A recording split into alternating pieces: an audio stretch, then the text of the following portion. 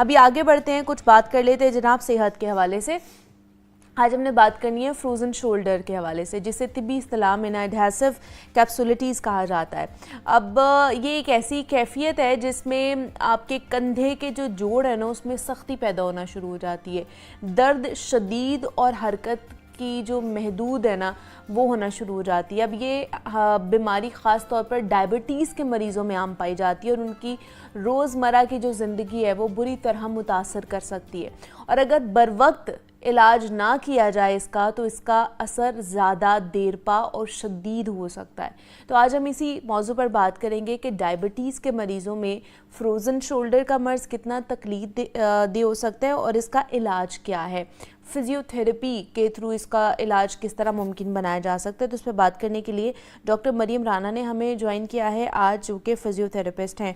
Doctor Maryam, आपको welcome कहते हैं जागो लाहौर में। कैसी हैं आप? ठीक ठाक हैं? मैं ठीक हूँ, आप ठीक हैं? मैं भी बिल्कुल ठीक ठाक। डॉक्टर मरियम, फ्रोज़न शोल्डर के हवाले से बात करनी है हमने, ख़ासतौर पर जो डायबिटीज़ के पेशेंट्स लोग हैं उनके अंदर ये क्यों इतना ज़्यादा पाया जाता है कि वो कहते हैं हमें हमारा फ्रोज़न शोल्डर हो गया है, हमारे जॉइंट्स में प्रॉब्लम होना शुरू हो गई है। अच्छा, डायबिटीज़ के अंदर जो है ना ये बहुत ज़्यादा नॉर्मल है कि आपके जॉइंट्स जो हैं वो फ्रीजिंग स्टेज की तरफ चले जाते हैं। तो इसमें मोस्ट कॉमन जो देखा जाता है दैट इज़ फ्रोज़न शोल्डर, जिसको कंधे का जाम होना या एडहेसिव कैप्सुलाइटिस कहा जाता है, जिसमें आपका जो शोल्डर जॉइंट है that works on a lock and की मॉडल। तो आप जैसे लॉक चाबी फंस जाती है ताले के अंदर, उस तरह से वो शोल्डर का जॉइंट जो है वो लॉक हो जाता है और फिर आपकी मूवमेंट्स रिस्ट्रिक्ट हो जाती हैं। और इसके अंदर जो है आपकी 3 डिफरेंट स्टेजेस होती हैं, जिसमें पेन, स्टिफनेस और इन्फ्लेमेशन होती है, और फिजियोथेरेपी के थ्रू फिर इसका ट्रीटमेंट प्लान देखा जाता है। बट ये ज़्यादातर ये शुगर पेशेंट में ही क्यों पाया जाता है? ऐसी क्या उनमें डेफिशिएंसी होती है, क्या मामला होता है, क्या वजह है इसकी, रूट कॉज क्या होती है? अच्छा, रूट कॉज इसकी यही होती है, देखिए ये जो आपके जो शुगर लेवल स्पाइक करते हैं, इंसुलिन रेजिस्टेंस जो है वो आपकी लो हो जाती है बॉडी के अंदर, तो वो जो है आपके जॉइंट्स को बहुत ज़्यादा अफेक्ट करती है, वो क्रिस्टल्स बनना शुरू हो जाते हैं, इन्फ्लेमेशन बढ़ जाती है बॉडी के अंदर। और ये सबसे बड़ी रीज़न यही होती है कि जब आपकी मूवमेंट रिस्ट्रिक्ट हो जाती है, क्योंकि डायबिटिक पेशेंट्स को कहा जाता है कि आप इंसुलिन के थ्रू भी इसका ट्रीटमेंट है, लेकिन आप उससे पहले इसको रिवर्स कर सकते हैं थ्रू फिजिकल एक्टिविटी।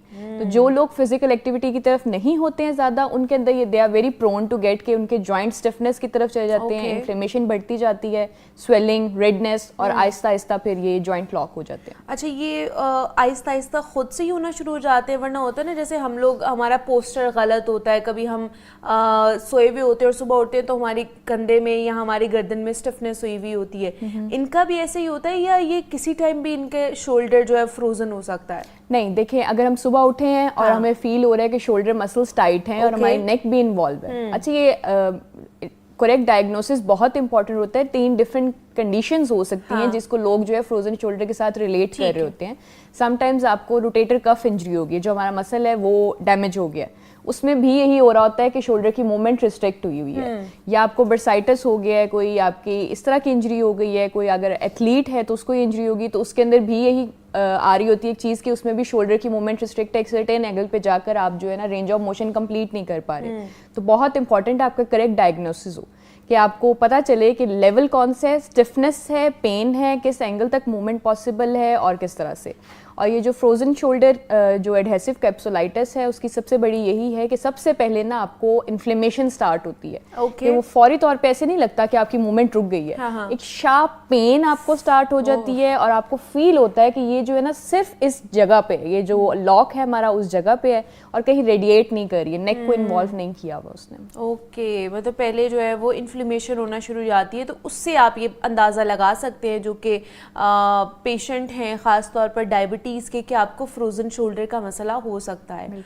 और अगर इसका इलाज ना टाइमली करवाया जाए तो ये क्या बहुत ज़्यादा पेनफुल और ज़्यादा आगे जाके वर्सन भी हो सकता है सिचुएशन? बिल्कुल ऐसे ही है, बहुत सारे क्लाइंट्स हमारे पास आते हैं जब वो तीनों स्टेज क्रॉस करके थॉइंग स्टेज पे होते हैं। अच्छा। उसमें पेन नहीं हो रही होती है लेकिन मूवमेंट खत्म हो चुकी होती है। अगर वो कहे ना जरा सा भी वो ऊपर भी नहीं कर सकते।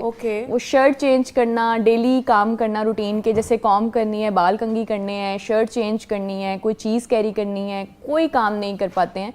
ऑल्दो पेन नहीं है लेकिन वो वर्स हो चुका है, बिल्कुल लॉक है, और वो खोलने के लिए ना फिर आपको सर्जरी ही रिकमेंड की जाती है। उस स्टेज पे फिजियोथेरेपी बिल्कुल हेल्पफुल नहीं होती है।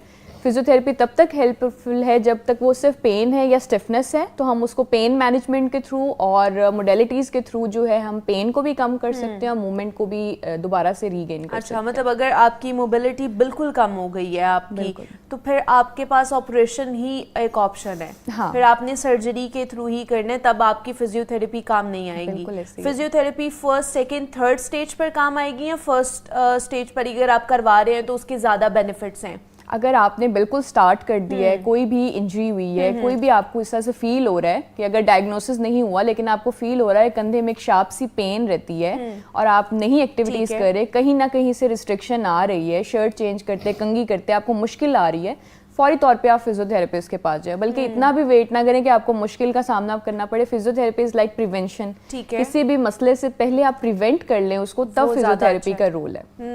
बिकॉज हमारा ये होता है ना कि चलो हल्की सी स्टिफनेस हुई है या हल्का सा चले दर्द हुआ है तो हमें लगता है पोस्चर का मसला हुआ है तो खुद ही ठीक हो जाएगा, हम सोएंगे खुद ही ठीक हो जाएगा, यहाँ पर कोई ना बाम लगा लेते हैं या फिर कोई ऑयल की मालिश करा लेते हैं तो वो ठीक हो जाएगा। ऐसे लोगों को जिनको फ्रोजन शोल्डर का मसला हो सकता है या खासतौर पर डायबिटीज वाले हैं जो ये प्रोन है इसके लिए, उनको इस तरह की रेमेडीज करनी चाहिए कि ऑयल लगा के मसाज करवा ली या फिर बाम लगा ली, ये करना चाहिए उन्हें? अच्छा देखिए, अगर आप किसी प्रोफेशनल केयर के पास जा रहे हैं, खुद से घर में जो कर रहे होते हैं, जो घर में कर रहे हैं वो बिल्कुल गलत कर रहे हैं। जिनको शौक होता है किसी को भी लगा लिया, जो मसाज करा ले, वो उसको वर्स कर देते हैं। हो सकता है कि आपको वहाँ पे मोबिलाइजेशन की जरूरत ना हो, वहाँ पे उसको रगड़ने की या टिश्यूज को, मसल को प्रेस करने की जरूरत ना हो, जिससे आपका ट्रिगर पॉइंट एक्टिव हो जाए। जो पेन दबी हुई है, समटाइम्स आपकी मसाज जो है उसको ट्रिगर कर देती है और वो फिर आपको ना सुपरफिशली बहुत ज्यादा फील होने लग जाती है। तो बहुत इंपॉर्टेंट है घर पे इस तरह के टोटके ना करें आप। ठीक है। अच्छा, ये जो शुगर पेशेंट्स के अलावा और कौन कौन से लोग हैं जो प्रोन हो सकते हैं फ्रोजन शोल्डर को लेकर? देखिए, जैसे किसी एथलीट है, उसको कोई इंजरी हुई है और उसने वैसे ही छोड़ दिया है, अनहील्ड कोई भी चीज होगी ना वो फिर वर्स कंडीशन में आती है। वो पहले एक्यूट होती है, फिर जब वो निकलती है दोबारा से ट्रिगर होती है, वो क्रॉनिक हो जाती है। या आपको कोई एक्सीडेंटल इंजरी हुई है या गिरे हैं, स्लिप हुए और कोई वजन आ गया है, जैसे सीढ़ियां उतरते हुए पेशेंट है जिनको दीवार पे ऐसे जोर लगा है तो वो प्रेशर आ गया, उस टाइम तो सिर्फ उनको अपने मसल्स में फील हुआ है, लेकिन वो लीड करता गया फ्रोजन क्योंकि उन्होंने हिलाने बंद कर दिए। उनको लगा कि मैं इसको मूवमेंट दूंगी तो पेन ज्यादा होगी। और लोगों की सुनी सुनाई बातें कि इसको बस रेस्ट दें, इसको बाम लगा लें और इसको हिलाएं जुलाएं ना, वो वर्स हो गया। वो मूवमेंट कम होने की वजह से वो लॉक की तरफ चला गया है। जोड़ों को हिलाएंगे नहीं तो ऑब्वियसली वो बेकार हो जाएंगे ना, फिर उनको उनका फ्यूल ही मूवमेंट है। किसी भी जॉइंट की, आपकी बॉडी का बेसिक फ्यूल जॉइंट्स का मूवमेंट है। आप जितनी ज्यादा मूवमेंट करते हो आप उसको फ्यूल दे रहे हो। जैसे जैसे आपने मूवमेंट कम कर दिया, आपने फ्यूल देना बंद कर दिया, वो जम जाता है गाड़ी की टायर की तरह। सही है। मतलब कि अगर खुदा ना खास्ता कोई आपको इंजरी होती है या कोई ऐसे प्रॉब्लम होती है तो आपने अपने जॉइंट को ज़रूर मूव करना है, आपने उसको लॉक नहीं होने देना है। हम कहते हैं ना चलो उसको रेस्ट दे दें, कल तक जो है ना वो और उसको रेस्ट मिलेगा, शायद हमारे जॉइंट को तो ठीक हो जाएगा, उसको मोबिलिटी में लेकर आना है।